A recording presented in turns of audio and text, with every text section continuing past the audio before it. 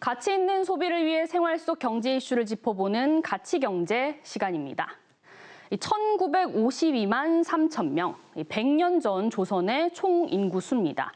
1925년 처음 시작된 인구조사, 센서스는 일제강점기 조선 총독부가 실시했는데요.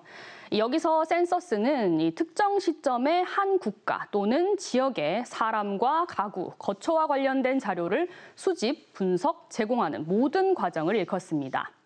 이런 인구조사가 올해로 100년을 맞았습니다. 5년 만에 돌아온 이번 인구주택 총조사는 표본조사 항목이 55개로 13개는 행정자료로 대체하고 나머지는 현장조사를 시행합니다.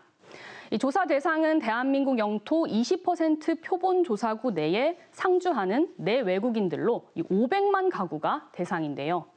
인터넷 전화조사 뒤 미완료 가구는 오는 18일까지 조사원이 방문 면접 조사를 진행합니다. 특히 올해는 조사 항목에 가족 돌봄 시간과 결혼 계획 의향, 가구 내 사용 언어와 한국어 실력 등이 신규 포함됐습니다.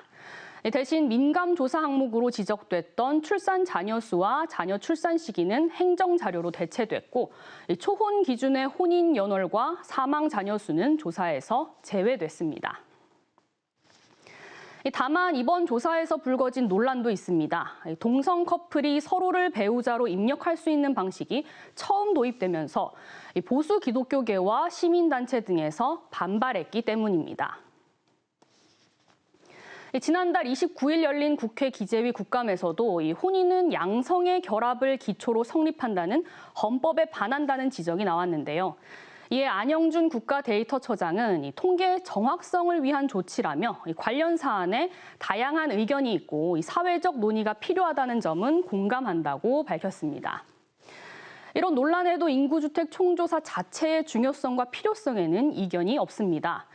통계학적 관점에서는 전수조사로서 표본 오차가 발생하지 않아서 국가 통계 체계의 근간이 되고요. 정책적 관점에서도 교육, 보건, 주택, 복지 등 공공정책 영역에서 자원 배분과 서비스 설계의 기준이 됩니다. 사회 경제적으로도 저출산, 고령화, 지방소멸 등을 추적할 수 있고 관련 연구의 실증적 기반을 제공합니다. 즉 과거와 현재의 시대성을 보여줄 뿐만 아니라 미래를 위해서도 중요한 자료인 겁니다. 다만 앞으로의 100년을 위한 과제도 많습니다. 전문가들은 디지털 전환의 필요성을 강조하는데요. 온라인 조사와 모바일 조사를 늘리고 행정자료 활용을 확대해 등록 센서스로의 완전한 전환이 필요하다는 겁니다. 실제로 덴마크 같은 북유럽에서는 발달한 주민등록 시스템과 부동산 데이터베이스를 활용해 현장 조사 없이 정확한 통계를 생산하고 있습니다. 이외에도 데이터 시각화와 마이크로 데이터 접근성 향상을 통해 자료의 활용 가치를 높여야 하고요. 저출산, 고령화, 인구 감소 등 사회 경제적 변동 추이를 시의적절하게 측정하고 대응하는 총체적 통계적 대응을 확대해야 한다고 조언합니다.